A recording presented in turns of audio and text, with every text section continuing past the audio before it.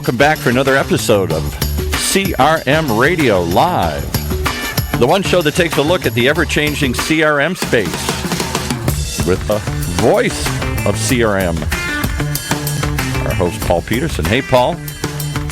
Hi, Paul. Today we have Patrick Renvoise. But Patrick, good afternoon. Welcome. Good afternoon. Unfortunately, I'm French. Nobody's perfect. Right? So my last name is pronounced Renvoise. Renvoise. Okay. All right. And with your co-founder, Dr. Christophe Morin, written a book called The Persuasion Code. And I think that's a great lead into, so how did you come about to decide that the science of persuasion was something that existed? How did you come to that conclusion? Well, I spent my life selling very expensive and very complicated solutions. I was with Silicon Graphics for many years, so my expertise is what's called the complex sales, typically solution that costs, $10 million and above. And I was always puzzled that nobody ever taught me that persuasion could be a science. In fact, most salespeople believe that sales and marketing are as much an art as they are a science. And by background, I'm a scientist. I don't like the artistic part because it's not replicable, it's not predictable. So I've dedicated the last 20 years of my life with my partner to come up with really a simple scientific process that business people can follow to maximize their chances to persuade. And, in fact, my partner pursued a PhD on the subject, and we actually co-authored the very first book on neuromarketing about 20 years ago, and we're still at it today. We've mentioned a couple of times neuromarketing. So 20 years ago, what's been the evolution of neuromarketing since when you first wrote the book, and where the state of the art today? Yes. So, typical marketing works the following way. You take your customers and you ask them, what do you want? And then based on their answers, you will build a product, and later you will build a strategy to sell that product. But we know today for sure that this does not work. Why? Because typically the consumer doesn't know what they want. In other words, if you use self-reported measures of what people will want, it's not a guarantee of success because it requires for the consumer to access their unconsciousness to figure out what it is they really want. So the promise of neuromarketing, which started just about 20 years ago, is that we will use physiological measurements on the body of people. In other words, we're still going to ask people, what do you want? But we're not going to trust their answers. Instead, we will measure directly on their bodies various physiological responses, and those changes in their responses are going to give us a much better indication about what they want. Why? Because, for example, your pupil dilation does not lie. If I tell you, are you interested in, vanilla or chocolate ice cream?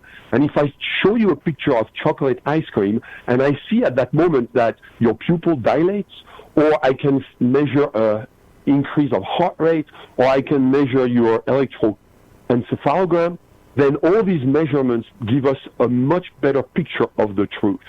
So this is the promise that came out about 20 years ago.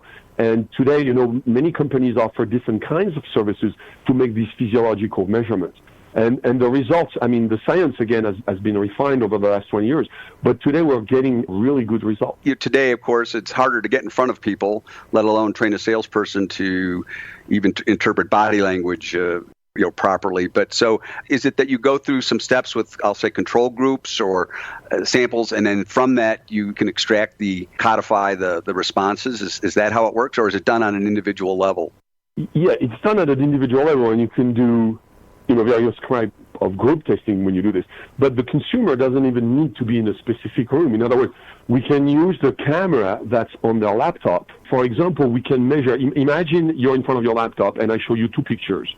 I can measure not only your facial expression based on how do you contract the 43 muscles on your faces, I can measure where your eyes are looking at inside an image, and I can even measure if you're going to approach the stimulus. In other words, when I show you that image of an ad or a web page or whatever, I can measure if you're getting closer to your screen or further away. And all these reflex functions, which occur below your typical level of consciousness, can be measured. Might that be the equivalent of, if I look at a web page, it has a combination of graphics, fonts, sizes. I happen to notice on your website you use alliteration a lot. But often we just look at is the graphic pleasing or is the text right? But if you're looking at visual cues, that's where it sort of merges all those factors into one response. Does that make sense? Yes, absolutely.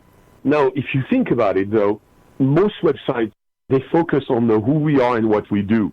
And unfortunately, if you focus on the who we are and what we do, we know that typically people are not interested in that, because people are typically more interested in why I should choose to buy from you. Whenever you present a stimulus, and that stimulus, again, can be a web page, a brochure, an ad, or whatever, the person that receives that stimulus is going to respond in a very specific way. So in traditional marketing, you just ask them to express by using words how they responded to that stimulus. The promise of neuromarketing is to go way beyond that, and it's to measure directly on their bodies how they respond to that stimulus. And we know, again, that measurement is a much better picture of how people feel about what they've just been exposed to. How does persuasion differ from negotiating or straight-out selling? Persuasion is the idea that at any point of time, your customer may choose one of many different solutions to eliminate the pain that they experience. In the past, by the way, we used to talk about the customer wants and the customer needs, but we know now for sure that these concepts are way outdated. In other words, if you want to predict what your customer will buy, understanding their pain, which are negative emotions that they experience, very often those negative emotions are below their level of consciousness. So we know that understanding their pain is a much better predictor of what they will ultimately buy. So the science of persuasion really looks at all these factors to help you maximize your probability to sell. And I very early in my career, selling consulting and large consulting engagements for a big 8 at the time. And the partner's message to me was, Paul, there were 3 things that help: fear, sex, and those are, of course, all emotional cues to find a way to unlock one of those. So I wasn't sure that it was probably 2 of them were more important than the third one. Let me tell you what the latest research from neuroscientists tell us about this. They tell us that actually the main motivation for people to buy is fear. But it is so deep inside our consciousness that we don't know about it. And by the way, sex works because it's a representation of fear. It's the fear of extinction. If you don't have sex somehow, somewhere, then the species will not be able to continue. But what we know today is that every decision is based on fear. But let me go back just on the subject of pain for 1 second. When people sell, now imagine, let's take a very simple product like home-delivered pizza.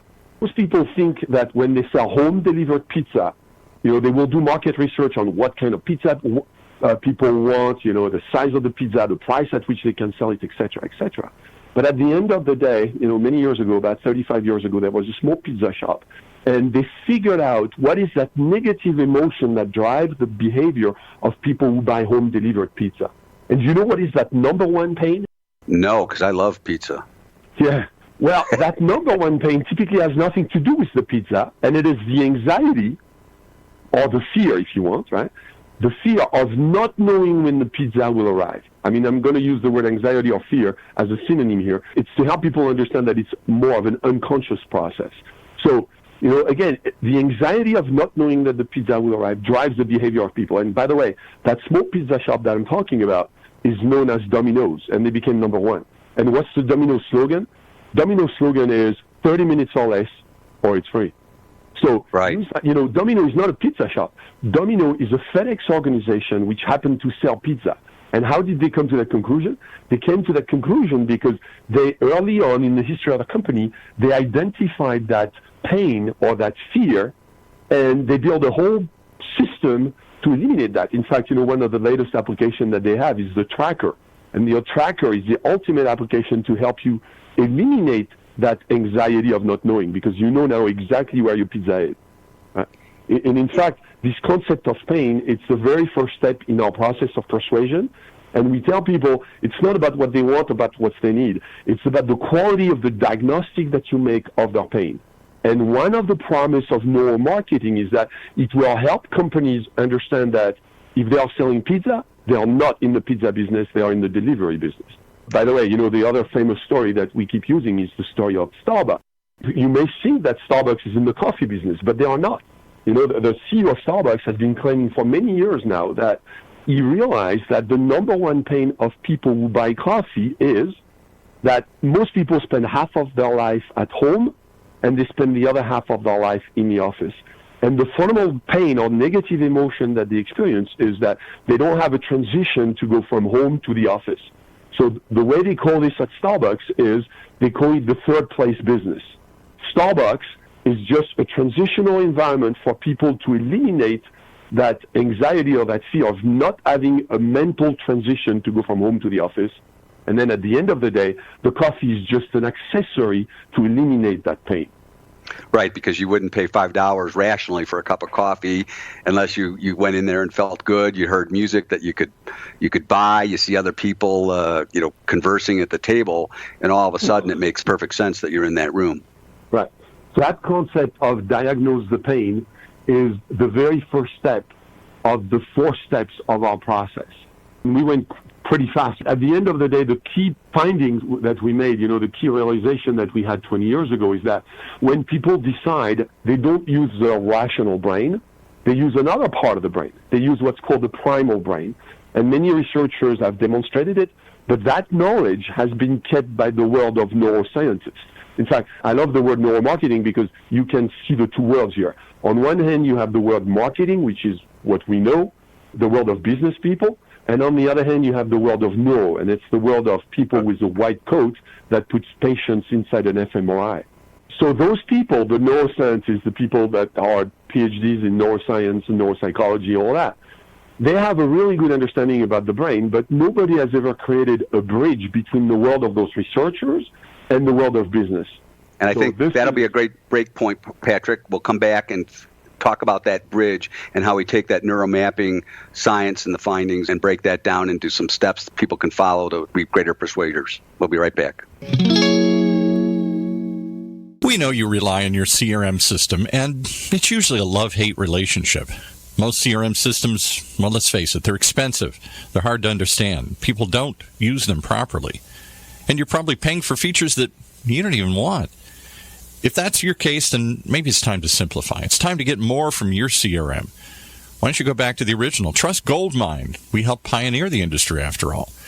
Goldmine CRM is, well, it's simple, it's affordable, and it's proven. If all those sound appealing to you, if you're just tired of the CRM headaches that you're getting from trying to implement something that's just too complicated, too expensive, and too much for you to figure out, then why not go back to the original? Visit Goldmine today, goldmine.com. All right, let's pick it back up with Paul and his guest as they explore this neuromarketing approach.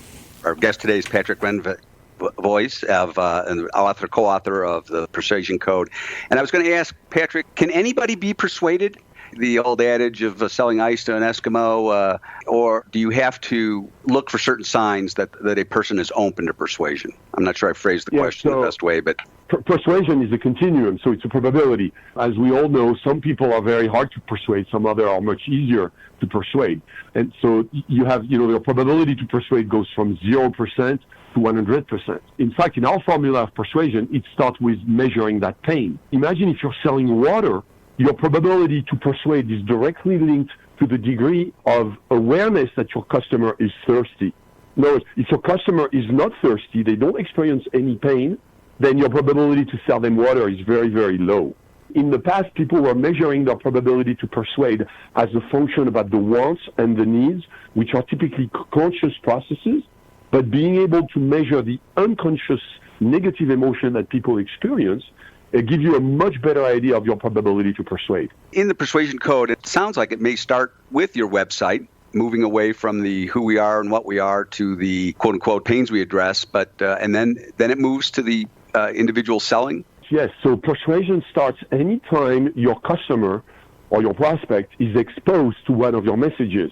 So it could be an ad, it could be a website, it could be a PowerPoint, it could be a phone call, it could be anything. Persuasion starts there. So, in neuromarketing, we talk about stimulus. And what is a stimulus? A stimulus is a message that is being received by your customer at any point of time. And some of it can be conscious, some can be unconscious. Think about it. If you're driving on the highway and there is a big billboard on the right side of the road, I mean, you're not going to be consciously looking at this billboard. But however, that stimulus still reaches your brain. The question is, will it reach your consciousness or will it remain in your unconscious? The promise of neuromarketing is that it's going to help you at any point of time when you are trying to expose your customer to your message. It's going to help you maximize your probability to influence them. I think in part of your methodology and process, you help companies analyze, or you go out and interview and analyze that pain. Do you have any tips on how small businesses can take advantage of that, who may not have the economic resources to fund their own project? Yes, for small, medium-sized companies, they don't even need to spend any money in that research because... Well, other than buying the book. But the concept of diagnosing the pain is quite important because most people think that selling is about talking. When you're in front of a customer, you can do a couple of things.